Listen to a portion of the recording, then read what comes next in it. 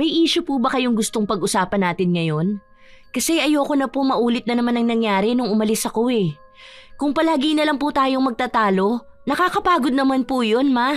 Ayoko na lang magsalita dahil baka magsumbong ka na naman sa anak ko.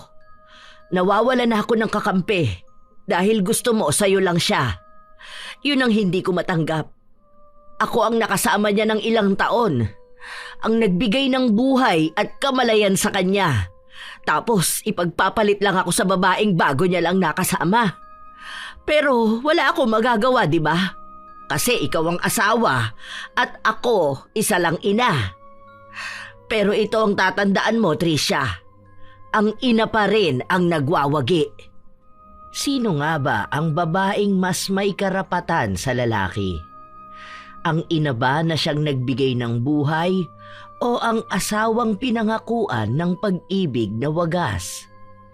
Yun ang palaging tanong ni Tricia dahil tila ba palagi siyang nakikipagkumpetensya sa kanyang biyenan pagdating sa pag-aalaga at pagmamahal kay Erwin.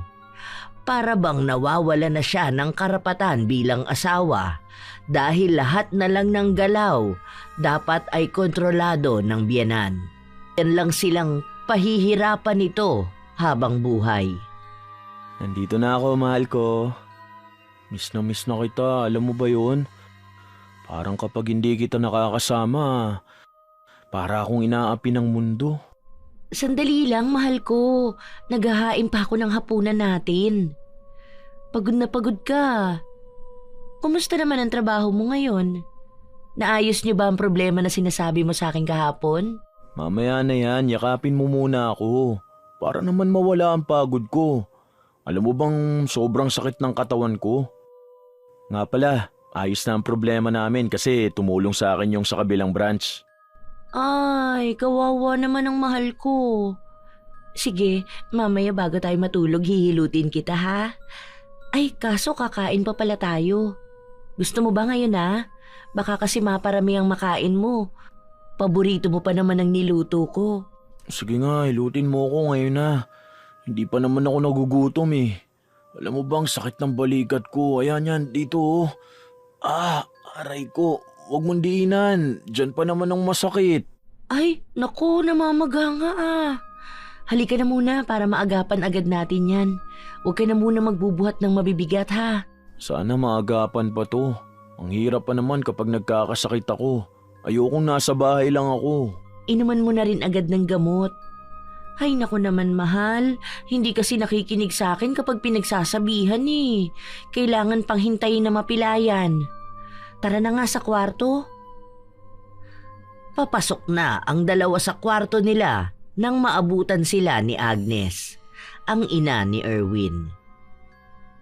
Oh, bakit papasok pa kayo sa kwarto? Hindi ba muna kayo kakain? Kanina nakita ko naghahain ka na sa mesa. Matutulog na ba kaagad kayo? Huwag ganyan, hindi makakabuti ang pagpapalipas ng gutom. Baka magkasakit pa ang anak ko. Mamaya na po kami kakain, ma. Magpapahilot kasi ako kay Tricia. Ang sakit po ng balikat ko. Mukhang nagkamali ako ng buhat sa aircon na ikakabit namin kanina eh. Para kasing may naipit na ugat o parang yung muscle na nabigla. Basta masakit eh. Ay, patingin nga ako. Hala, oo nga. Ako na ang maghihilot sa'yo. Sandali lang kukunin ko ang langis sa kwarto ko. Hintayin mo ako dyan sa loob. Mabuti na lang may natira pa akong langis. Kahapon kasi hinilot ko ang anak ni Maria. Nilalagnat na pilayan sa likod. Ma, wag na po. Ako na lang. Kaya ko naman na po ito. Masahista po ang trabaho ko. Kain na po muna kayo para maaga kayo makapagpahinga. Pansin ko po kanina. Pagod po kayo pag uwi ko. Naglinis po yata kayo ng bahay. Ako na po ang gagawa nito. Hindi na. Mas kaya ko ito. Iba naman ang ginagawa nyo sa trabaho nyo. Mga basic na hilot lang doon. Magagaan ang kamay. Bata pa lang yang anak ko, ako na ang naghihilot sa kanya. Huwag mo nang pakialaman, baka mapano pa si Erwin. Iba rin kapag ina ang naghihilot. Mas gamay ko yan. Hindi na nakaapila pa si Tricia dahil alam niyang hindi naman siya mananalo sa kanyang biyenan. Pagpasok nila sa kwarto, Naghubad ng pang-itaas na damit si Erwin at dumapa sa kanilang kama. Naghihintay sa kanyang ina. Ang asawa naman niya ay hindi mapakali at may nais na sabihin. Mahal, sana sinabi mo sa mama mo na ako na lang. Kaya ko naman talaga eh. Saka ako na ang asawa mo. Siguro naman ako na ang dapat mag-alaga sa'yo, di ba? Para kasing pati sa paghihilot gusto niyang makipag-unahan sa akin. Tapos basic lang para sa kanya ang trabaho ko. Dati naman di ba ako ang nagmamasahe sa'yo? Hayaan mo na si mama, baka naglalambing lang din yan. Kasi ako lang naman na nag-iisa niyang anak eh. Tapos simula bata pa ako magkasama na talaga kami. Kaya siguro gusto niya na kapag dating sa akin, siya talaga ang gagawa. Dati kasi sakitin ako, palagi ako napipilayan. Kaya alam na niya ang gagawin sa mga ganitong bagay. Huwag mo na lang pansinin. Ganyan lang kasi talaga yan. Hindi naman sa may masama akong ibig sabihin. Pero kasi parang nawawala na ako ng karapatan bilang asawa mo. Parang wala lang ako rito sa bahay eh. Alam ko naman na mahal mo ang mama mo at pinangako mo sa kanya noon na aalagaan at sasamahan mo siya. Pero mahal, iba na ngayon. May asawa ka na. Paano kapag nagkaroon pa tayo ng anak? 1 taon pa lang naman tayong kasal, mahal. Saka wala pa naman sa plano natin na magkaroon ng anak. Ayoko na pag-awayan pa natin ng simpleng hilot lang. Kung gusto mo, ilutin mo ulit ako mamaya bago matulog. Para wala na kayong selosan ni mama. Bakit naman natin pagtatalunan to? Hindi naman ang paghihilot ang punto ko. Hindi mo kasi ako maintindihan eh. Ang dami na dapat magbago kasi nga kasal ka na. So, yung mga nakasanayan nyo noon ng mama mo na kayong dalawa lang, syempre mag-iiba na ngayon. Hindi lang naman ako display sa buhay mo. Mahal, asawa mo ko. Huwag ka nang magpaka-stress dyan. Kapag nagtagal naman na tayo mag-asawa, magbabago na rin yan. Mahirap lang talagang mag-adjust. Kahit na masama ang loob ni Trisha, hindi na niya ipinilit pa ang gusto niyang sabihin. Pumasok na rin kasi sa loob ng kwarto ang biyenan niya at hinilot si Erwin. Si Trisha naman, nakatayo lang sa isang gilid at nanonood. Hindi lang ang gawain na yon ang naging dahilan, kaya pakiramdam ni Trisha ay nawawalan siya ng karapatan bilang asawa. Dahil lahat ng pag-aasikaso na dapat siya ang gagawa, ang biyenan niya ang nag-aasikaso. Good morning, Ma. Ang aga niyo naman pong nagising. Ang sabi ko naman po ako nang mag-aasikaso ng gamit ni Erwin. Ay sus, ang lakas ng hilik mo kanina nung sumilip ako sa kwarto niyo. Tulog na tulog ka talaga. Nakakahiya naman na maistorbo ka pa kaya kinuha ko na tong uniform ng anak ko para maplantsa ko. May nailuto na rin akong pagkain. Anong oras ba ang pasok mo ngayon? 10:00 pa po. Ako na po dyan, Ma. Hindi na. Patapos na ako. Kung gusto mo maghain ka na lang ng pagkain para mamaya gisingin ko na si Erwin. Huwag mo na akong pakialaman dito. Ma, may gusto lang po sana akong sabihin. Kasi po, napapansin ko na kayo na lahat ang gumagawa para sa asawa ko. Baka naman po pwedeng hayaan nyo na po akong asikasuhin siya. Para po kasing wala na akong pwedeng gawin para sa kanya eh. Kasi natapos niya na po lahat. May asawa na po si Erwin. Ako po yun. Wala akong pakialam kahit na may apo pa siya. Asawa ka lang. Anak ko pa rin siya. Hindi ko pwedeng basta na lang ipaubaya sa'yo dahil baka mapabayaan mo lang siya. Ayaw mo ba ng ganitong biyenan? Mabuti nga nakakamenos ako sa mga ginagawa mo. Ang iba nga dyan, stress lang ang dala sa mga manugang nila. Alam ko naman po na mabait kayo. Nagsasabi lang po ako para naman po masanay din ako na mag-asikaso sa bahay. Para po lahat tayo rito makapag-adjust.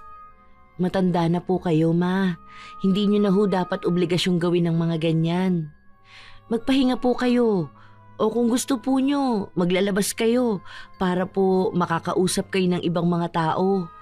Huwag nyo na po paguri ng sarili nyo sa mga gawain na kaya ko naman po. Concerned lang din naman po ako sa inyo. Bata ka, Patricia. Mas maganda kung sarili mo lang din ang atupagin mo. Ang mahalaga, kasal kayo ng anak ko. O sige na, paraanin mo ako at magpapainit ako ng tubig na ipapaligo ni Erwin. Ang lamig pa naman ng tubig, baka sipunin yun. Ilang araw ang lumipas, ganun palagi ang nangyayari sa loob ng bahay.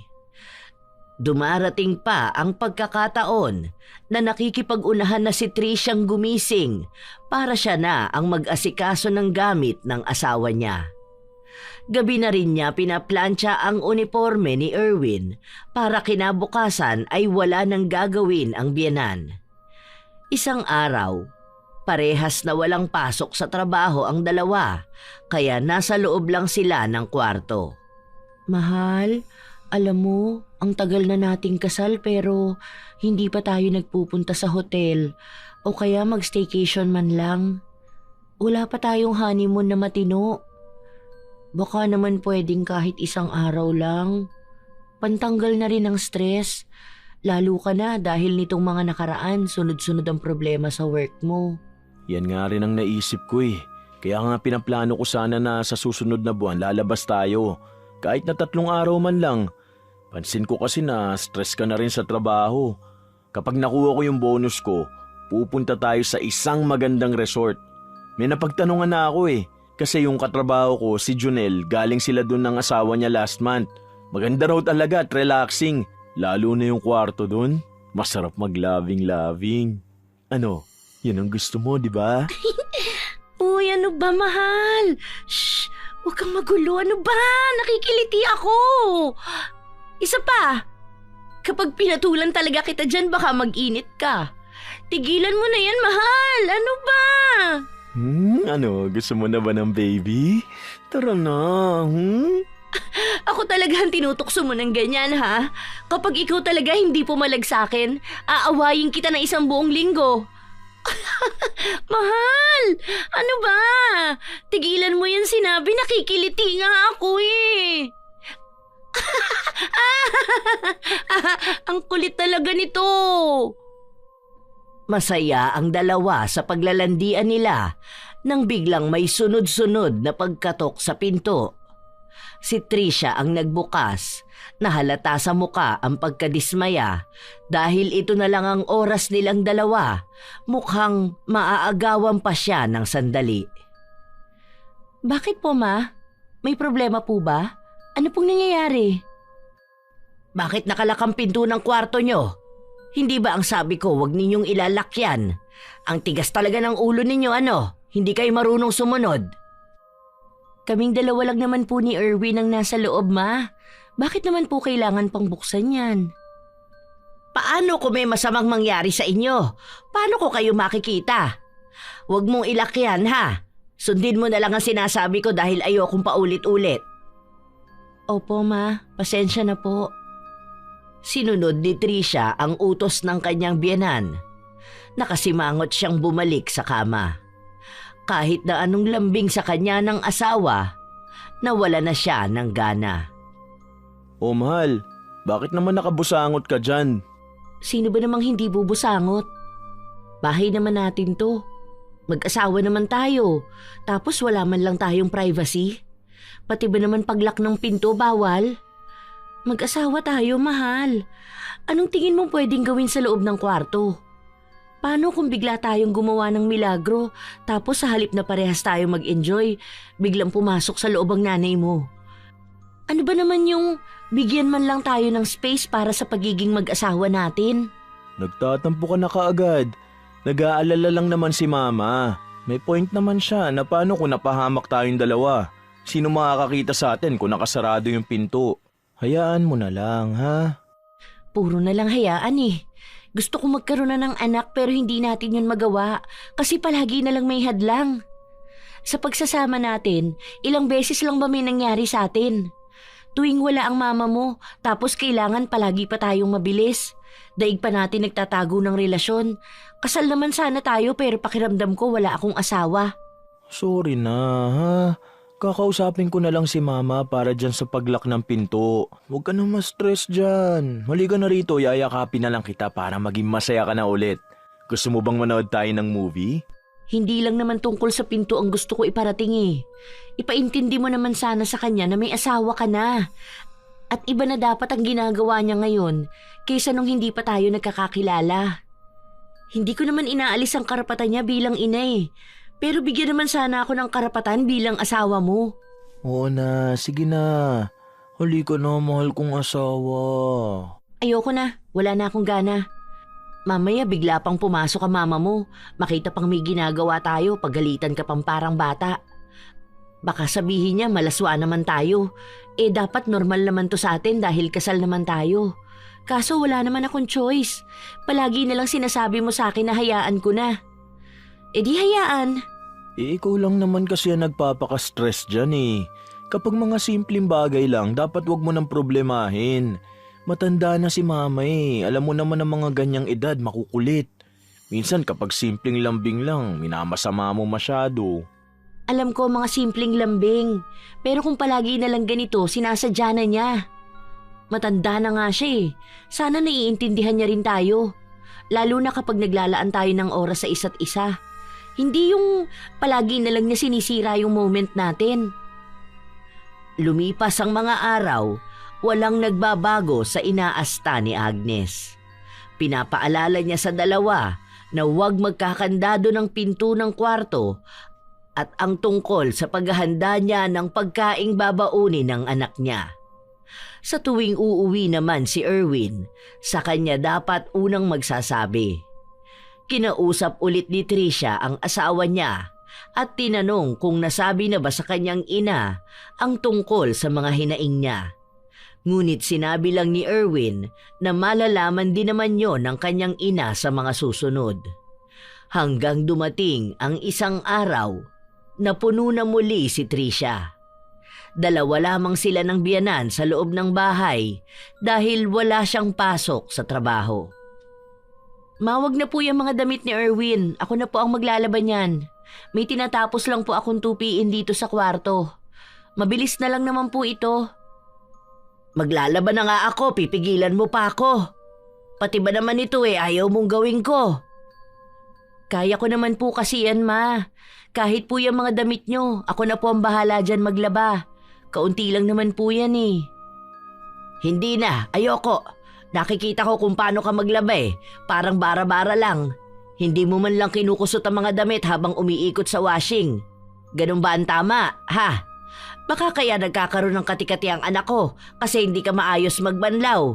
Hindi mo pa binabanlian ng mga andis. Yung ibang mga damit pa na nakasampay dito sa loob, amoy kulob. Maayos po lahat yan. Dahil noon po sa bahay namin ako talagang naglalaba.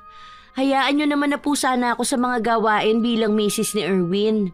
Damit na lang po ang lalaban ko. Kailangan nyo ba po akong agawan? Paano kita hahayaan? Ang bata mo pa para mag-asikaso ng anak ko.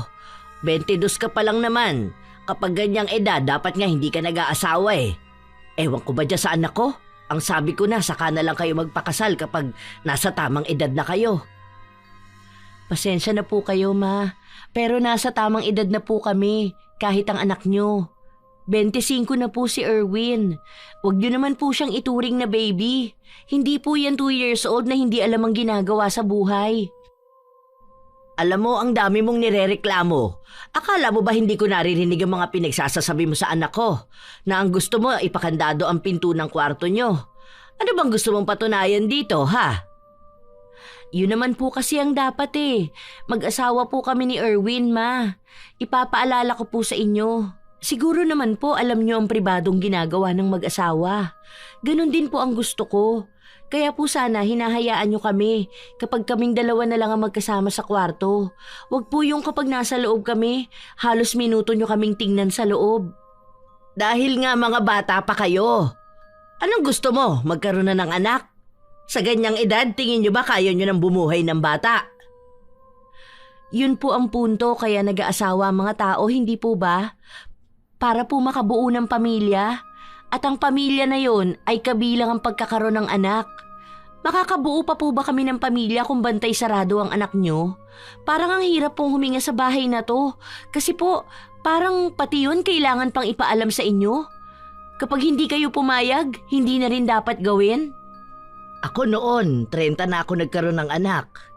Bakit? Hindi mo ba kayang ganun ang gawin? Nakakasama ka naman ng loob. Parang sinasabi mo na porkit ikaw ang asawa wala na akong karapatan sa anak ko. Pasalamat ka nga pumayag pa ako na magpakasal kayo Kung alam ko lang na ganyan ka pala makikitungo sa akin, sinabihan ko na si Erwin na hiwalayan ka. Hindi po yan ang ibig kong sabihin. Ang sinasabi ko lang po, tingnan nyo rin naman po ang ginagawa nyo. Kasi inaagawan nyo na po ako ng gagawin Pagbigyan nyo naman po sana ako sa mga gusto kong gawin para sa asawa ko. Lahat na lang po hinaharang nyo. Ewan ko, basta masama ang loob ko. Hindi pa pala maganda ang ginawa kong to. Ngayon lang ako nakakilala ng taong gaya mo. Buong araw na yon ay hindi nagpansinan ang dalawa. Para bang hangin sila sa isa't isa. Ayaw na rin naman ni Trisha na kausapin ang biyenan dahil alam niyang hindi rin siya pakikinggan nito. Hindi rin naman tumigil si Agnes sa pag-aasikaso ng mga damit ni Erwin. Hanggang sa kinagabihan, napansin ni Erwin na hindi nag-uusap ang dalawa. Kaya una niyang kinausap ang ina bago niya nagawang kausapin ang kanyang asawa. Mahal, bakit naman ganun ang sinabi mo kay mama? Alam mo bang iyak siya ng iyak? Kasi iniisip niya tinatakwil ko na siya dahil lang sa gusto kong bumuo ng pamilya. Alam mo naman na sensitive yun sa mga ganong usapan Tapos sa'yo pa mismo nang galing. Ang akala ko pa naman maayos na natin tong napag-usapan noon. Okay, sige. Yan lang ang sasabihin mo? Tapos ganyan pa ang tono ng boses mo? Ano pa bang gusto mong sabihin ko? Wala naman akong pinapanalo rito, di ba? Kapag sinabi ng mama mo, syempre gagawin mo. Ano ba ako sa bahay na to? Di ba asawa mo lang naman? Asawa lang, di ba? Kaya ayoko na madagdagan ng sasabihin dahil palagi namang hayaan na lang ang magiging tugon mo sa akin. Kaya ako nga sinama si mama rito sa bahay para magkasundo kayo Kaso parang ikaw naman tong ayaw sa kanya. Hindi naman masama ang ugali ni mama. Mabait yan kahit na kanino mo itanong. Ang dami na niyang natulungan na tao sa paligid natin Wala naman akong problema sa pagiging mabait niya. Ang gusto ko lang bigyan naman niya tayo ng oras para sa isa't isa. Ginagawa ka kasi niyang bata Tapos ikaw naman itong kampi ng kampi sa kanya. Ayoko makipagtalo. Pero ang hirap Kung naiintindihan mo lang sana ang side ko. Kaso, ikaw pa tong kalaban ko. Magkakampi kayo Siyempre ako talaga ang masama rito, di ba? Hayaan mo na. Hayaan na lang natin. Nakaramdam ng pag-iisa si Trisha kahit nakasama naman niya sa bahay ang asawa niya. Katulad ng sinabi ni Erwin, hinayaan na lang ni Trisha ang biyenan niya na gampanan ang dapat niyang gawain. Ngunit habang tumatagal, para bang nanliliit na rin si Trisha sa sarili niya. Lalo pa kapag naririnig niya ang mga kapitbahay nila na sinasabing wala siyang kwentang asawa dahil lahat ay inaasa na lang sa biyenan. Nakakilos lang siya sa loob ng bahay nang umalis si Agnes. Gabi na ito umuwi kasama ni Erwin. Nandito na kami, mahal ko. Ang bango naman niyang niluluto mo. Nabasa ka ba ng ulan? Sandali lang, ikukuha kita ng pamalit mo. Naku, baka magkasakit ka niyan. Wag na. Ito na ang tuwalya at damit mo. Magpalit ka na kaagad. Eto, uminom ka na rin ng tubig para hindi ka lagnatin. Salamat, ma. Sandali lang, pupunta akong banyo. Hindi na kumibo pa si Trisha. Ibinaling na lang niya ang tingin sa niluluto niya. Ilang sandali pa ay lumapit sa kanya ang biyenan. Patikim nga ako ng niluluto mo. Pinakuluan mo ba ng maigi ang karne? Baka mamaya matigas yan. Okay na po yan, ma. Papatayin ko na lang po sana ang kalan. Ano pong lasa? Okay lang po ba? Kabibili lang pala ng asin kahapon, ano? Mukhang nawili kang gamitin. Bakit po? Maalat po ba? Baka kinabukasan yan, may sakit na kami sa bato. Tabi nga dyan, ako na rito. Ayusin mo na lang ang lamesa. Mabuti na lang tinikman ko. Nakaramdam ng insulto si Tricia matapos yung sabihin ng biyanan, pero sinunod niya pa rin ito sa paghahain ng pagkain sa mesa. Hindi lang yon ang unang beses na pinuna ni Agnes ang pagluluto niya, dahil lahat na ng ihahain niya para sa asawa niya ay hindi masarap. Pati sarili niyang kakayahan ay pinagdududahan na niya. Habang nag-aayos ng mga gamit sa kanyang kwarto, bigla na lamang niyakap ni Erwin ang asawa. Mahal ko, alam mo ba? Umusog ka nga, mahal. Baka makita tayo ng mama mo, pagalitan pa tayo. Wala si mama, may pinuntahan siya. Kasama niya yung mga tita namin. Ah, kaya pala parang ang gaan ng gabi ko ngayon. Nakapag-file ka na ba ng leave mo? Bukas na tayo pupunta ha. 2 p.m. pa ang check-in dun pero maaga tayong aalis kasi medyo malayo yun. 3 hours daw ang biyahe. Ito nga, inaayos ko na ang mga gamit natin. Hay, salamat naman magkakaroon na rin tayo ng oras para sa isa't isa. Ang akala ko kasi ganito na lang tayo palagi. Sana magtagal na lang muna si mama sa mga kapatid niya para naman makabuo na rin tayo. Gusto ko na magkaroon ng anak. Oo, pinagpaalam ko na yun kay mama. Oh? Buti pinayagan ka. Nung una ayaw niya pero sinabi ko na yun ang gusto mo. Gusto ko? Ako lang ba talaga ang may gustong magkaroon tayo ng anak? Hindi ba bago tayo magpakasal, nasabi mo na sa akin na gusto mo na magkaanak? Kasi yung mga pinsan mong kaedaran mo, 2 na ang anak nila. Yung mga mas bata naman sa'yo, may mga anak na rin. Katwiran ko lang naman yun kay mama. Kasi nga ayaw niya talaga ako magkaroon ng anak. Ang sabi niya na 40 years old noon si Papa nung nagkaroon sila ng anak. Matanda na sila nagpakasal eh. Kaya nga mag-isa ka lang. Ayoko naman na isa lang ang anak ko. Kung kaya nga sana ang 2 o 3. Kaso, paano naman makakaisa kung pati pagbuo ng bata, kailangan mo pang ipaalam sa kanya? Respeto lang yun, mahal ko. Ayan, nakakunot na naman ang noo mo.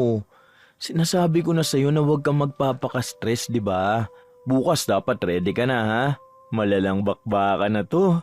Hindi ka na magiging masungit palagi. Labis na tuwa ang nararamdaman ni Tricia dahil sa wakas ay magkakaroon na sila ng oras ng kanyang asawa. Payapa ang naging buong araw nila sa magandang resort dahil walang ibang tao, walang ingay at lalong wala ang biyenan niyang palaging nakabantay. Nang kinagabihan na yun, nagtungo na silang 2 sa loob ng kanilang kwarto. May wine dito, mahal. Tara, kaunti lang para pampagana lang. Kahit anong gusto mo, sige lang. Ay, sandali lang pala. Magsha-shower lang ako para ready na mamaya. Mapanukso ang mga tingin ni Tricia para bang siya pa ang masabik sa kanilang 2 ng kanyang asawa. Matapos niyang magtungo sa banyo, isinuot niya ang manipis na pantulog. Wow, ang sexy naman ng asawa ko talaga oh. Bumili ka pa talaga ng ganyan ha? Matagal ko na tong nabili. Dapat nga suot ko to sa honeymoon natin. Kaso ngayon lang nangyari. Buti kasya pa sa akin. Akala ko kasi tumaba ako eh. Mas sexy ka nga ngayon eh. Halika nga rito, mahal ko. Bango-bango pa niyan ah. Mahal, nakikiliti ako. Teka lang. Di ba magwa-wine pa tayo? Huwag na yan, pwede naman bukas yan eh. Ito na lang muna ha. Ikaw kasi nagsuot ko pa ng ganyan eh. Mas lalo mo akong pinapasabik. Isinara mo na ba ang pinto? Oo, kanina pa pagpasok natin. Mahinahon ang mga unang halik ni Erwin sa asawa. Bago ito unti-unting dumiin, para bang ang nanlalamig nilang relasyon ay unti-unting nabigyan ng init. Sa tagal nilang nagsasama, ngayon na lang ulit magkakaroon ng pagkakataon na maging malaya sila. Walang itinatago, walang pagmamadali. Gusto nilang damahin ang bawat sandali, Ngunit nang maihiga ni Erwin ang asawa sa kama, naistorbo sila ng isang sigaw. Ay, Diyos ko po! Ano ba yung ginagawa ninyong dalawa? Patawarin nawa sa kasalanan na ito. Ma, anong ginagawa niyo rito? Diyos ko po, balutin mo muna yung katawan mo. Halos maghubad ka na dyan sa suot mo. Ano ba naman yan, Tricia? Paano po kayo nakapasok? Akala ko ba sinarado mo na ang pinto, mahal? Nakalak naman talaga yan pero may susi kasi si Mama. Kasama natin siya rito. Late lang siya nakarating dahil nga kasama niya ang mga tita natin. Ano? Ang akala ko ba para lang sa ating dalawa to? Akala ko ba gusto mong may bonding man lang tayo? Gusto kong isama si Mama, mali ba yun? Deserve niya rin naman ng bakasyon Alangan namang sa bahay lang siya magstay. Masama pa ata ang loob ng asawa mo dahil sa ginawa mong pagsama sa akin. Hindi masama ang loob ko na sumama siya. Pero ano ba naman to? Pati sa hotel room natin, nandito siya. Tingnan mo nga ang ginagawa natin. Muntik niya pang makita. Pwede ka naman sanang kumuha ng ibang kwarto para sa kanya. Huwag mo sabihin sa akin na dito siya hihiga sa kama natin. Malaki naman yung kama na nakuha ng anak ko. Yan nga ang pinili ko para sana magkasya tayong tatlo Pagod ako sa biyahe. Gusto ko magpahinga. Ikaw, Tricia, magbihis ka nga. Ang sagwa niyang suot mo. Diyos ko po. Halos maiyak si Tricia sa mga nangyayari. Sa gitna pa nila humiga ang biyenan na para bang batang pinipigilan silang magtabi ng asawa niya. Ang dapat masaya nilang pananatili sa resort ay nabahira na ng sama ng loob. 3 araw silang mananatili. Ang ibig sabihin, sa mga sandali na yon, palaging nasa gitna nila si Agnes. Kahit na gustong-gusto ng umuwi ni Tricia, hindi niya magawa dahil pinapakiusapan sila ng asawa niya na maging masaya na lang sa kanilang bakasyon. Kain na tayo, mahal. Ito, try mo. Natikman ko to kanina, masarap. Naku, patingin nga. Isda ba yan? Baka matinik naman ang anak ko niyan. Akin na, ipaghihimay ko muna siya bago kainin. Wala pong tinik yan, ma. Kung meron man po, makikita naman agad ni Erwin. Matanda na po ang anak niyo. Walang matanda-matanda. Yan ang isa sa ikinakatakot ko kapag dalawa na lang kayong magkasama. Paano kung magkasakit ang anak ko dahil hindi ka marunong mag-alaga? Simpleng pagkain lang po yan, ma. Mahal, huwag ka na makipagtalo. Hayaan mo na si Mama. Ganyan kasi ang gusto niyang gawin kahit nung bata pa ako. Sandali lang anak ko ha. Patapos na ito. Ayan, okay na. Hindi ka na matitinik dyan. Ikaw rin, Tricia. Kumain ka na. Sandali lang po, kukuha lang ako ng juice. Ay, wag yan. Magtubig lang tayo. Masama sa kalusugan niyang panay juice. May nabasa nga ako sa Facebook na may mga masamang dulot niyan. Baka magkaroon pa ng kanser ang anak ko. Tubig lang palagi ang ipainom mo. Kahit soft drinks, wag ha. Hindi nakinig si Tricia. Kumuha pa rin siya ng juice at ibinigay sa asawa niya. Nagsisimula na siyang tumaliwas sa utos ng biyenan niya dahil pagod na siyang maging sunod-sunuran at mawalan ng sarili niyang desisyon. Pinag-awayan pa nila ang ginawa niya, kaya sa huli, si Agnes pa rin ang nanalo. Nang kinahapunan, mag-isa lang si Tricia na nakababad sa pool. Kahit na silang dalawa ng asawa niya ang dapat na magkasama, siya na mismo ang nagpaubaya sa ina ni Erwin. Mahal, nandyan ka lang pala. Kanina pa kita hinahanap. Bakit nag-iisa ka dyan? Anong gusto mo? Kasama ko ang mama mo at magplastikan kami rito? Payapang utak ang habol ko sa bakasyon, hindi problema. Sana hindi na lang tayo gumastos ng malaki kung hindi naman tayo mag-e-enjoy. Nagtatampo na naman ang asawa ko. Hindi mo lang ako mayakap sa gabi. Yan mo, kapag nakauwi na tayo, solo naman na natin ang kwarto. Sus, anong solo? Maya't maya nga binubuksan yun. Gusto ko na nga mangupahan Tapos puntahan mo na lang ako kapag gusto mo ng asawa. Huwag ka namang ganyan. Bakit kailangan mo pang bumukod? Kailangan ko ng asawa araw-araw. Hayaan mo na lang si Mama. Matanda na kasi yun kaya ganyan kakulit. Saka, di ba naalala mo naman ang kwento ko sa'yo? Kaya parang ayaw niyang malayo ako sa kanya kasi iniisip niya na mawawala na ako ng tuluyan. Hindi ka naman mawawala eh. Hindi naman ako tutol na nasa iisang bahay lang tayo. Pero yung oras naman sana natin bilang mag-asawa, wag naman na niyang panghimasukan. Napahiya pa ako nung nakaraan. Munti ka niya pang makitang nakahubad tayo. Ikaw kasi, sana sa maliit na kwarto na lang tayo. Tapos kinuhanan mo siya ng solo niya. Ayos lang naman sana sa akin na kasama siya rito sa bakasyon. Pero hindi naman yung pagigitnaan niya tayo sa kama. Malambing kasi talaga yan si Mama kaya minsan nami-misinterpret mo. Huwag ka na magtampo ha. Uy, mahal ko. Ayoko pa naman na nakasimangot ka. Smile ka na ha. Ayos lang yan, masasanay ka rin. Natapos ang bakasyon nila. Walang nangyari sa mag-asawa dahil kahit saan sila magpunta ay palaging nakasunod ang ina ni Erwin.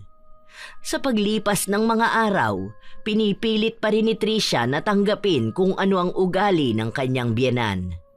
Hindi pa rin matanggap ni Tricia na mas nangingibabaw pa rin ang desisyon ni Agnes kaysa sa mga desisyon nilang mag-asawa. Isang araw, habang nasa mall sila, may napansin si Agnes na magandang alahas. Matagal din siyang nakatitig doon na mukhang napansin ng asawa niya. Gusto mo ba niyan, mahal? Bilang kita? Hindi ko alam kung magkano yan eh. Baka mahal. Anniversary naman natin ngayon eh. Okay na yan. Wala pa akong regalo sa'yo eh. Ma, tingin mo ba maganda yan? Bibilhan ko si Tricia. Naku, bakit ka pa bibili niyan? Uso pa ba ang mga regalo sa anniversary? Noon sa amin ng tatay mo, ayos na sa amin na mahal namin ang isa't isa. Basta magkasama kayo palagi, sapat na ang love at loyalty na regalo. Kasi sa panahon ngayon, yan na ang mahirap makuha. Sa bagay, tama ka naman ma. Ano mahal, gusto mo pa rin ba niyan? Hindi. Nagdesisyon na ang mama mo eh. Malamang yun ang susundin mo. Baka mapagkamalan pa akong maluho kapag sinabi kong gusto ko. Ano pa bang bibilhin natin dito? Gusto ko na sanang umuwi. Sumama na ata ang loob ng asawa mo dahil sa suhestyon ko. Para sa akin lang naman eh. Hindi ko naman ipinipilit na huwag kang bumili. Basta nagiging praktikal lang ako. Ano ba naman ang gagawin mo sa alahas? Isusuot mo lang yan. Ipagyayabang sa mga makakakita. Mamaya ma-hold up ka pa. Kung gusto mo talaga, bilhin ko na lang. Tara, pasok tayo sa loob. Hindi na. Mukhang ang demanding ko. Doon na lang tayo sa pupuntahan dapat natin. Tahimik si Tricia habang naglilibot sila sa loob ng mall. Ang nagbibigay ng mga suhestyon ay ang biyenan niya na mas pinapakinggan naman ng kanyang asawa. Ito na lang ang bilhin natin. Automatic para isasalang lang natin ang labahin. Ay, bakit yan pa? May washing pa naman tayo sa bahay ah. Gumagana pa naman yon. Mamaya, hindi maganda ang pagkakalaban ng damit dyan. Parehas lang po yan sa mga laundry shop. Maganda po yan. Kasi sa bahay namin, ganyan ang gamit namin. Maayos naman po ang pagkakalaba. Hindi naman sobrang dumi ng mga damit natin eh. Isang beses lang na isusuot. Paano naman ang lumang washing sa bahay? Sayang naman yun. Sobrang luma na po nun, ma. Alam nyo naman kung ilang beses na yun pinaayos, di ba? Napag-usapan naman na po namin ni Erwin na bibili kami ng mga bagong gamit sa bahay. Napag-usapan nyo nang hindi man lang pinapaalam sa akin. Desisyon pong mag-asawa, ma. Hindi naman po lahat dapat pang sabihin sa inyo. Kahit na ano pa yan, dapat alam ko. Huwag kayong magdedesisyon ng hindi sinasabi sa akin. Ayan ang nangyayari sa anak ko. Natututo ng maglihim sa akin dahil sa mga sulsul mo. Ma, utang na loob naman po. Huwag po nating pag-awayan ng mga bagay na ganito sa labas. Nakakahiya naman po. May staff pa na nakakarinig sa atin. Ay, bakit ako mahihiya sa kanila? Basta ayokong bilhin yan. Huwag niyong pagkagastusan niyang washing machine na meron naman sa bahay. Umuwi na lang tayo kung wala na tayong bibilhin. Hindi po, bibilhin ko yan. May sarili akong pera pambili ng gamit sa bahay. Hindi po palaging kayo ang masusunod. Pwede po kayong mag-suggest ng sarili nyo, pero hindi porkit nagsabi kayo, yun na rin ang gagawin namin. May sarili kaming utak. Abat, nagiging bastos ka na. Teka lang, sandali lang, huwag kayo rito magtalo. May mga taong na nakatingin sa atin oh. Mahal, huminahon ka naman. Huwag kang ganyan makipag-usap kay mama. So ako na naman pala ang mali rito? Ano ba naman? Erwin, matanda ka na pero daig mo pang sanggol na kailangan laging nakadikit sa nanay mo. May asawa ka na. Wala ka pang sariling desisyon sa buhay. Hindi naman yan ang ibig kong sabihin eh. Lawakan mo naman ang pangunawa mo. Ilang beses na natin to ng pag-usapan, di ba? Akala ko ba maayos na sa'yo ang lahat? Maayos? Mukha bang may maayos sa mga nangyayari? Yung mga magulang ko ba minamandohan ng buhay ko kung paano ka mandohan ng nanay mo? Oo, gets ko na mahal mo ang mama mo at masaya ako dahil doon. Pero sobra naman na to. Huwag mo akong itulad sa mga magulang mo na walang pakialam sa'yo. Talaga ba? Walang pakialam sa akin? Meron po, ma. Meron. Pero hindi nila ako tinuturing na baby, katulad kung paano mo ituring si Erwin. Pati pagpupunas ng pawis, pati ba naman sa kakainin niya? Sa lahat! Yung mga magulang ko kasi, hinahayaan nila ako magdesisyon. Kasi nga, may asawa na ako. Sinabi ng tama na eh. Pinapalaki mo ang issue. Simpleng pagbili lang naman ng washing machine yan. Oo, dahil lang sa simpleng bagay na yan. Lahat issue sa akin dahil masyadong intrimitida yung nanay mo. Hoy, ang kapal na mukha mong sabihin na intrimitida ako. Ang lakas ng loob mo ah. Nag-aalala ko sa anak ko kaya hindi ko basta maiwan sa'yo. Dahil halatang wala kang alam sa buhay. Kahit pagluluto hindi ka magaling. Paano pa kung kayong dalawa na lang tapos magkakaroon na kayo ng anak?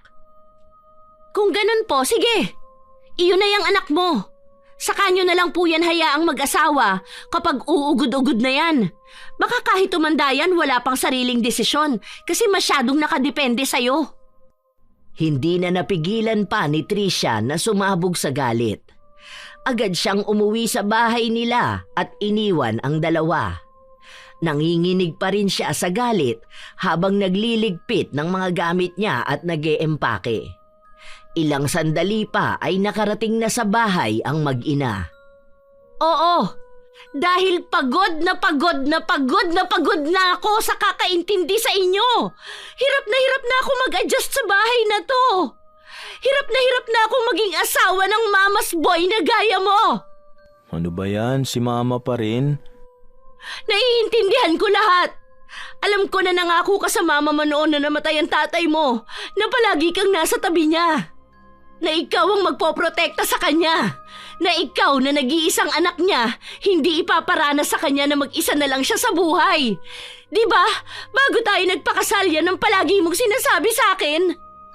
Alam ko yun. Kasi hindi ko naman gustong alisin sa'yo ang pagmamahal mo sa nanay mo eh. Hindi ko sinabing iwan mo siya at pabayaan. Isa lang naman ang hinihiling ko, na hindi ko alam kung bakit yun ang hindi mo maibigay. Gusto ko ring maramdaman na asawa mo ko. Hindi lang ako basta babaeng pinatuloy mo sa bahay niyo para makita kung paano kayo magmahala ng nanay mo. Erwin, pinakasalan mo ko. Ang ibig sabihin nun, gusto mo rin akong maging ina ng magiging anak mo. Pasensya ka na ha. Mahal kita. Pero kung gusto mo talaga ng asawa, hindi tayo magtatalo ng ganito kalala. Hanapin mo na lang ako kapag alam kong kailangan mo na ako. Kung paano mo rin kailanganin ng mama mo. Hindi na nagpapigil si Tricia na umalis ng bahay nila. Kahit na ilang beses pang magmakaawa ang asawa niya. Mabigat sa kalooban niya ang desisyon na ginagawa niya, pero kailangan niyang bigyan ng panahon si Erwin na magdesisyon naman para sa sarili niya. Ilang linggo ang lumipas. Araw-araw siyang sinusuyo ni Erwin para lang bumalik sa bahay nila. Linggo, walang pasok ang kanyang asawa. Kaya nagtagal ito sa bahay na tinutuluyan niya. Mahal, tara na. Uwi na tayo. Sige na miss na kita eh. Anong oras na? Umuwi ka na sa inyo, baka bigla kang pagalitan ng mama mo. Nagpaalam ka ba na pupunta ka sa akin? Ano ba yan? Si mama pa rin? Sige na, mahal ko. Mahal na mahal kita. Alam mo naman yun eh. Pag-usapan natin to ng maayos para naman hindi masira ang pamilya natin. Dapat talagang pinag-uusapan natin to. Dahil kung tatagal na ganun palagi ang mangyayari sa atin, ewan ko na lang talaga kung anong mangyayari kapag nagkaroon pa tayo ng anak. Ma-appreciate ko naman kung tutulungan niya ako sa pagpapalaki at pagdidisiplina sa mga anak ko. Pero ngayon pa lang pakiramdam ko, buong buhay natin siya na ang magmamando at magdedesisyon. Kulang na lang pati araw at oras ng panganganak ko siya pa ang magsasabi. Pati ipapangalan sa bata, dapat may approval niya. Nakausap ko na si mama tungkol dyan. At mukhang ang ayos naman na sa kanya na bigyan tayo ng privacy at hayaan na tayong magdesisyon sa buhay natin. Totoo ba yung mga sinasabi mo? Baka naman nagdadahilan ka lang para umuwi ako, ha? Oo nga, totoong sinasabi ko. Nagkaroon kasi kami ng masinsinang pag-uusap nung umalis ka. At nasabi ko sa kanya yung mga dati mong sinasabi sa akin. Kaya bumalik ka na sa bahay, mahal. Sige na. Nag-aalala ako sa'yo rito na mag-isa ka lang sa bahay na to. Kahit nasabihin mo pang safe dito, iba pa rin kapag alam kong nasa bahay ka. Nadala sa mga lambing si Trisha, kaya bumalik siya sa bahay nila. Nang makarating siya, hindi nagsalita ang kanyang biyenan. Mukhang may pagbabago nga noong nagpasya siyang lumayas dahil nagkaroon din ng malalim na pag-uusap ang mag-ina. Nakikita na rin niya ang nagiging pagbabago ni Agnes. Hinahayaan na sila sa pagkandado ng pinto ng kwarto, maging ang pag-aasikaso niya sa asawa niya. Ngunit ang kapansin-pansin ay parang nagiging ilag na ito sa kanya. Ma, kain na po tayo. Nagluto po ako ng ginisang repolyo. Sabi kasi ni Erwin, isa raw po ito sa mga paborito mo. Busog pa ako. Ikaw na lang ang kumain niyang niluto mo. Alam ko naman na kung hindi yan matabang, baka maalat naman. Hindi lang ako nagsasalita dahil baka awayin mo na naman ang anak ko. Hindi ko pa naman sinisigawan yan kahit noong bata pa siya. Tapos darating ka lang para magalit sa kanya. Akala ko po ba maayos na ang lahat, ma? Nakapag-usap na raw po kayo ni Erwin. Hindi naman po ibig sabihin na nag-aaway kami, may mali na po roon. Away mag-asawa po yun na minsan hindi namin maiiwasan. Yun nga ang ayaw ko eh. Ang pinagsasalitaan mo ng kung ano-ano ang anak ko. May issue po ba kayong gustong pag-usapan natin ngayon? Kasi ayoko na po maulit na naman ang nangyari nung umalis ako eh. Kung palagi na lang po tayong magtatalo, nakakapagod naman po yun, ma. Ayoko na lang magsalita dahil baka magsumbong ka na naman sa anak ko. Nawawala na ako ng kakampi dahil gusto mo sa'yo lang siya. Yun ang hindi ko matanggap. Ako ang nakasama niya ng ilang taon. Ang nagbigay ng buhay at kamalayan sa kanya. Tapos ipagpapalit lang ako sa babaeng bago niya lang nakasama. Pero wala akong magagawa, di ba? Kasi ikaw ang asawa at ako isa lang ina. Pero ito ang tatandaan mo, Trisha. Ang ina pa rin ang nagwawagi. May takot na naramdaman si Trisha sa mga salitang sinabi ng kanyang biyenan. Inilihim niya ang usapan na yun dahil ayaw niyang magbigay ng masamang ibig sabihin kahit na ang totoo ay meron naman talagang kakaiba. Sa paglipas ng mga linggo, nanatiling malamig ang pakikitungo ni Agnes sa kanyang manugang. Hindi naman yon napapansin ni Erwin dahil parang ganoon na rin naman ang kanyang ina simula noong bumalik ang kanyang asawa. Isang araw, habang nasa loob ng kwarto si Trisha, hindi niya napigil na mapasigaw dahil sa sakit na nararamdaman niya. Mahal, ano nangyayari sa'yo? Ah! Sobrang sakit ng tiyan ko! Ah! Parang pinipilipit ang mga laman loob ko. Sobrang sakit, mahal. Nahihirapan akong makahinga. May nakain ka ba kagabi? Sandali lang. Ma, tulungan mo kami rito. Sobrang sakit. Hindi ko na kaya, mahal. Ah! Sandali lang, dadaling kita sa ospital ha. Kapit lang mahal ko, magiging maayos ka rin. Matulong! Ano bang nangyayari? Bakit parang natataranta ka dyan sa sigaw mo? Matulungan mo kami. Hindi na makahinga si Trisha sa sobrang sakit ng tiyan niya. Hindi ko alam kung ano nangyari sa kanya. Dali na natin siya sa ospital. Baka naman kaabag lang yan. O kaya may nakain siyang hindi gusto ng tiyan niya. Pahiran mo na lang yan ng langis. Makakaiba tong nangyayari sa kanya. Hindi naman po masela ng tiyan niya eh. Pare-pareho lang naman tayo na nakain. Imposible naman na siya lang ang ganito. Tulungan mo na ako, makakawawa naman ang asawa ko eh. Kalmado lang si Agnes na para bang ayaw niyang tumulong.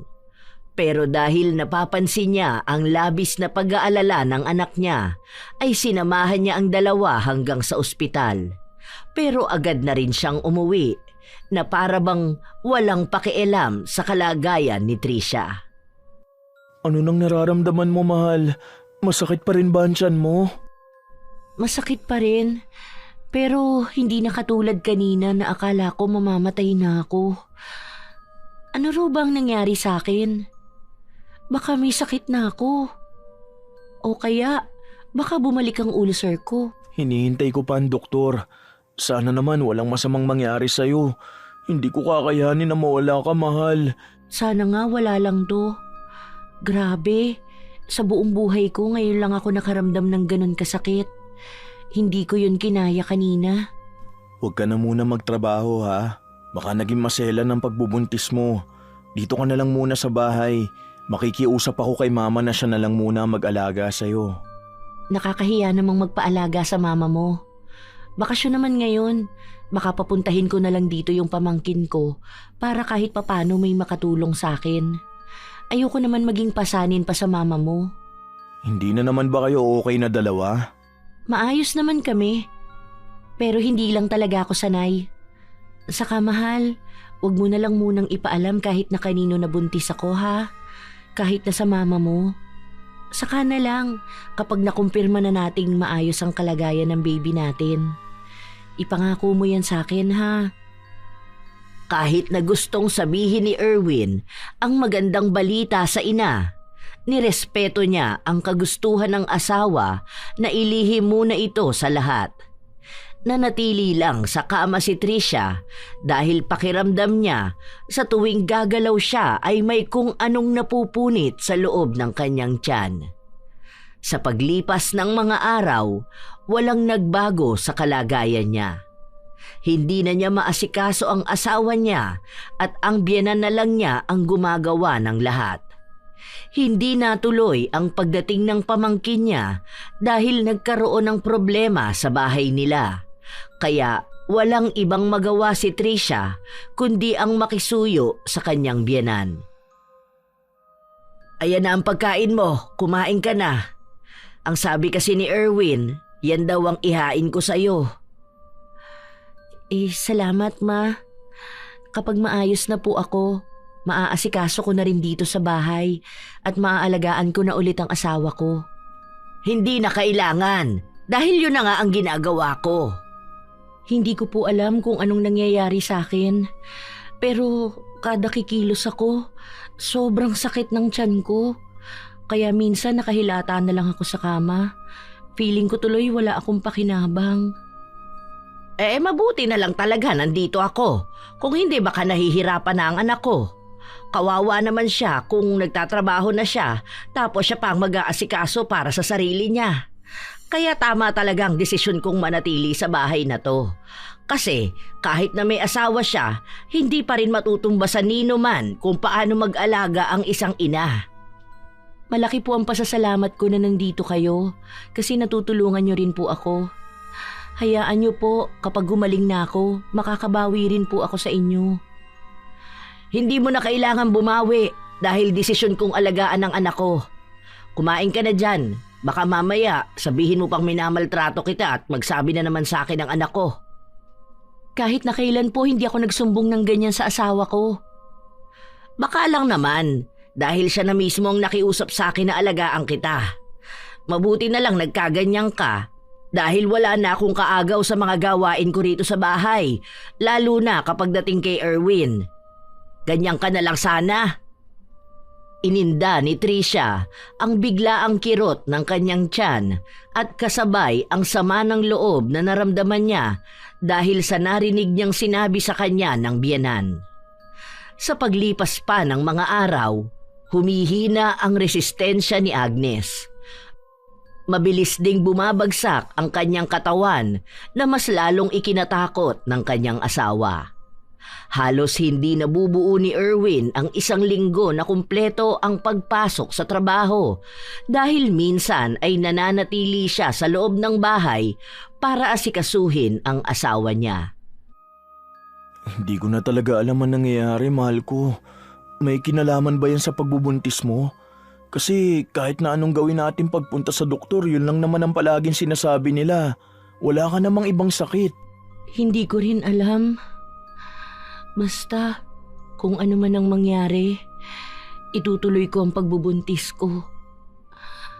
At kung ipapanganak ko to at papiliin ka ng doktor, piliin mo ang anak natin, ha? Huwag ka namang ganyan, mahal.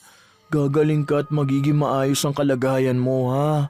Oh, huwag ka nang gumalaw masyado. May kailangan ka ba? Wala. Masakit lang talaga ang tiyan ko.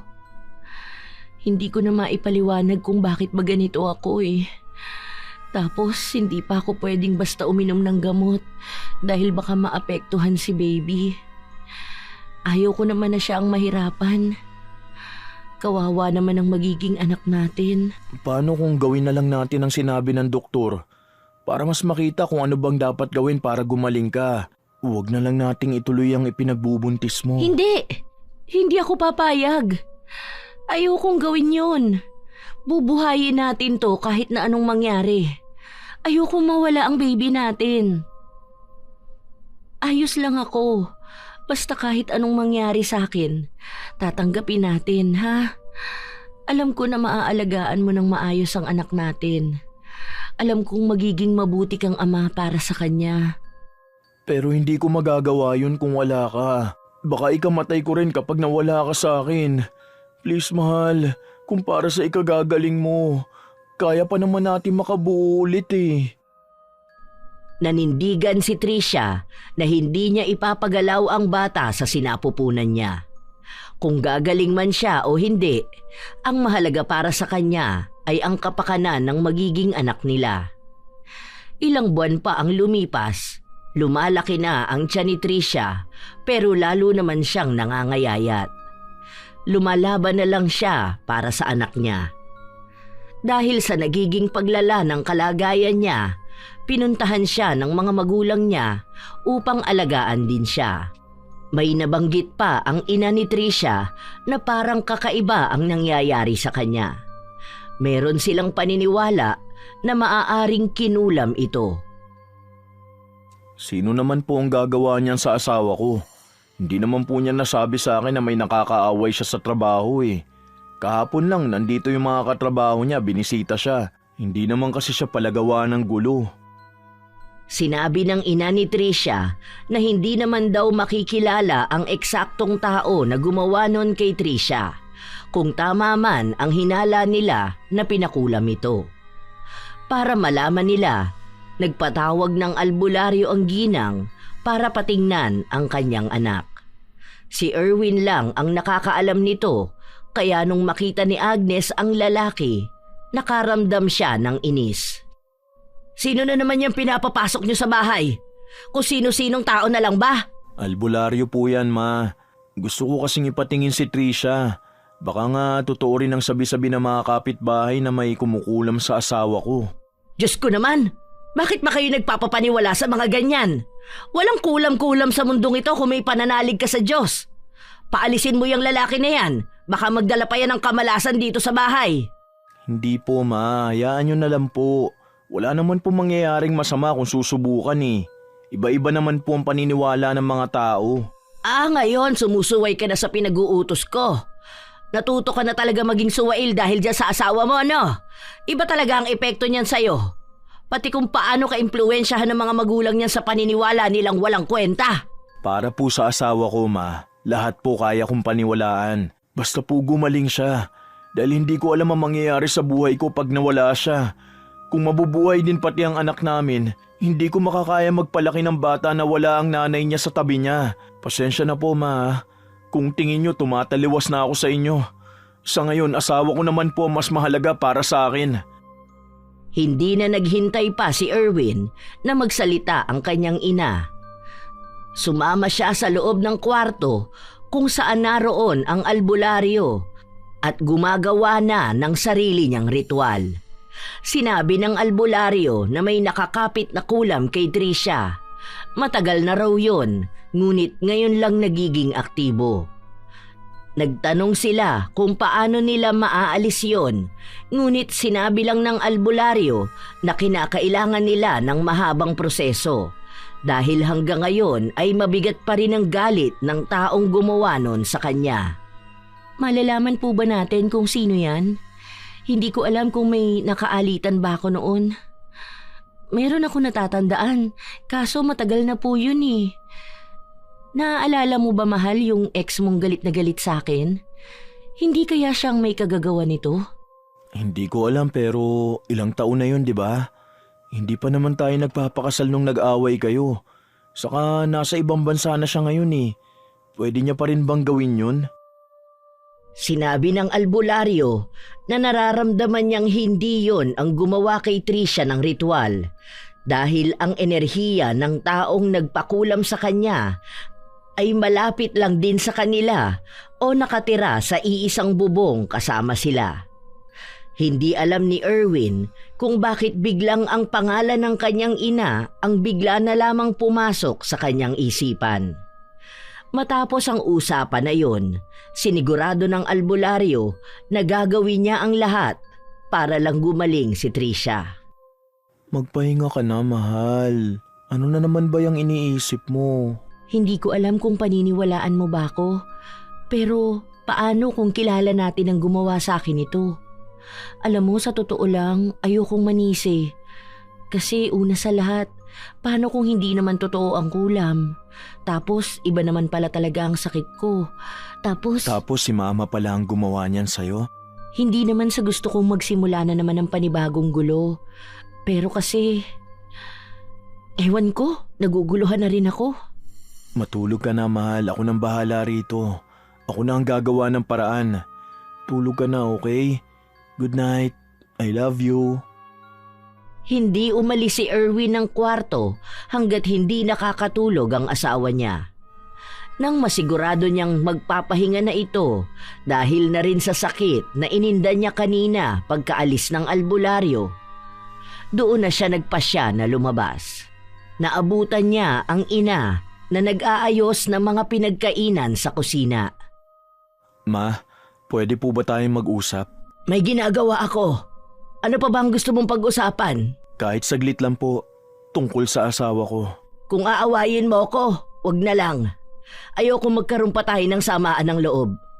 Total pinili mo naman na ang asawa mo, panindigan mo na lang na ayaw mo na sa akin. Alam ko naman na baka sa susunod, bigla mo na lang akong palayasin dito sa bahay dahil hindi mo na ako kailangan. Hindi ko po yun gagawin. Dahil pinangako ko sa iyo noon na kahit na anong mangyari, palagi tayo magkasama. Ikaw pa rin naman ang the best at nag-iisang super mom para sa akin. Pero mas pinipili mo si Trisha kaysa sa akin, di ba? Mas mahal mo siya. Mas kailangan mo siya. Galing na mismo sa sarili mong bibig na hindi mo kayang mabuhay nang wala siya. Pero alam kong kaya mong mabuhay na wala ako. Hindi ka agad nagsalita si Erwin. Nilapitan niya ang kanyang ina at hinawakan ito sa kamay. Dahil doon ay napigil ang matanda sa ginagawa niya. Ayaw man niyang tumingin sa mata ng kanyang anak, ngunit nahuli ni Erwin ang kanyang mga tingin. Ma, ikaw po ba ang gumawa niyan kay Trisha? Paano ko sabihin kung oo? Magagalit ka sa akin? Palalayasin mo ako ng tuluyan? Bakit mo po yun ginawa, ma? Hirap na ang asawa ko sa pinagdaraanan niya. Pero alam niyo po ba kung anong mas iniisip niya? Ang kapakanan na magiging anak namin. Isa na po siyang ina. Isang ina katulad nyo na handang ibigay ang sariling buhay malaman lang na maayos ang anak. Magkaiba kayo ng henerasyon ni Trisha, Ma. Pero pareho kayong mabuting ina. Kung nakikita nyo lang sana yun sa pagkatao niya. Pero inaagaw ka niya sa akin, anak. Parang pakiramdam ko, nawawala na ako ng puwang sa buhay mo. Nung ipinanganak kita, ang sabi ko, sa wakas, nagkaroon na rin ako ng rason para mabuhay. Hanggang sa namatay ang papa mo, ikaw ang naging lakas ko. Pero habang lumalaki ka, pakiramdam ko, unti-unti mo na rin akong tinatalikuran. Hanggang sa nagpakasal ka. Iniisip ko na kapag natuon na ang buhay mo kay Trisha, ano na ang papel ko sa mundong ito? Ma, hindi ako ang kinuha sa ni Trisha. Kahit na ilang beses na siya nahihirapan sa ginagawa mo sa kanya, mas inuunawa ka pa niya.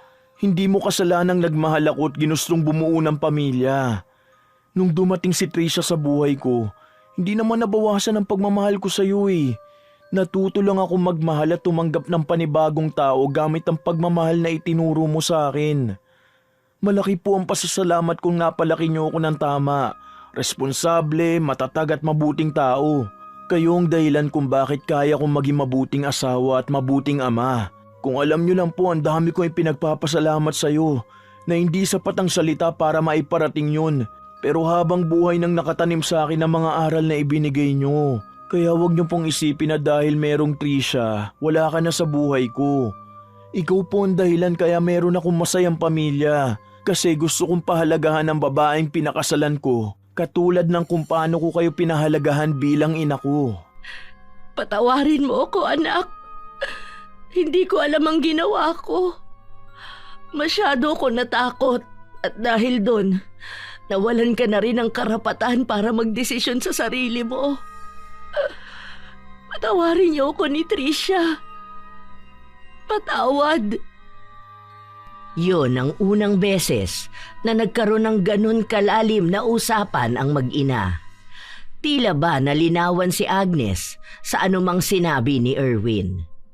Tinanggap niya ang katotohanan na isa siyang ina, ngunit hindi yun isang titulo na panghahawakan niyang panakot sa kanyang anak para lang wag pumili ng ibang babaeng mamahalin sa buhay nito.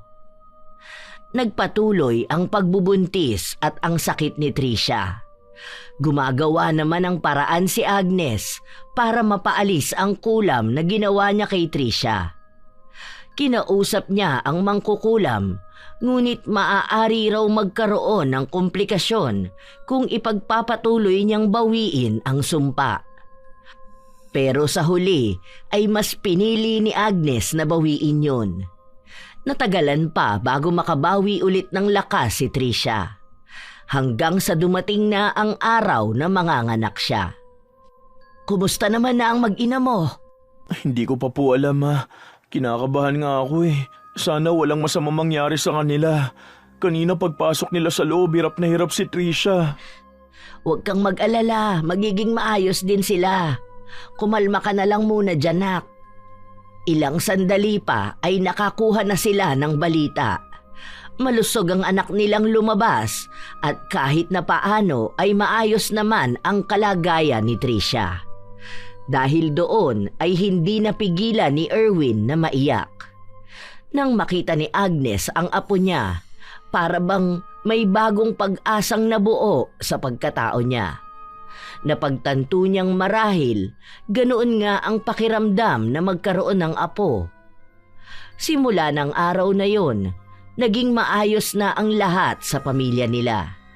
Naging malakas na ulit si Trisha, habang si Agnes naman ay tumutulong sa kanilang alagaan ang kanilang anak. Halos 1 taon ang lumipas, bumalik na ang dating pangangatawan ni Trisha. Isang hapon habang pinapatulog ni Agnes ang apo niya, nilapitan siya ng manugang. Tulog na po si baby?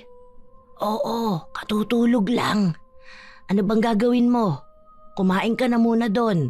May nailuto na ako kanina. Ano palang sabi ni Erwin tungkol sa gagawin para sa birthday ni baby? Ilang buwan na lang yun ah. Maayos na ba lahat? Baka kailangan nyo ng tulong. Yung mga gagamitin na lang pong mga bangko ang kailangan. Pero sabi ni Erwin, kayo na raw po ang bahala roon. Oo, nag-request na ako niyan. Salamat po pala ma sa mga ginawa niyong tulong sa amin ha. Malaking ginhawa po talaga na nandyan kayo. Lalo na po first time mama ko.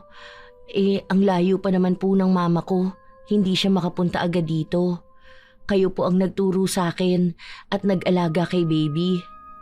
Salamat po. Wala yun, ano ka ba? Siyempre alam ko ang hirap kapag walang gagabay sa'yo. Mabuti na lang talaga at gumaling ka na rin.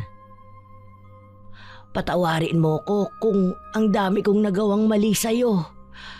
Nung mga panahon na akala ko kalaban kita sa anak ko. Mali pala ako sa mga iniisip ko. Akala ko kasi kapag mas pinakita mong mahal mo si Erwin, mawawala na ako sa buhay niya. Yun pala, nadagdagan lang ang taong magmamahal sa kanya. Salamat sa pag-unawa mo sa akin, anak. Ano ba yan, ma? Panay naman iyakan dito. Mamaya biglang umuwi si Erwin, makita niyang umiiyak tayong dalawa. Tara na nga po, doon na lang po tayo sa kusina para turuan niyo na rin ako magluto.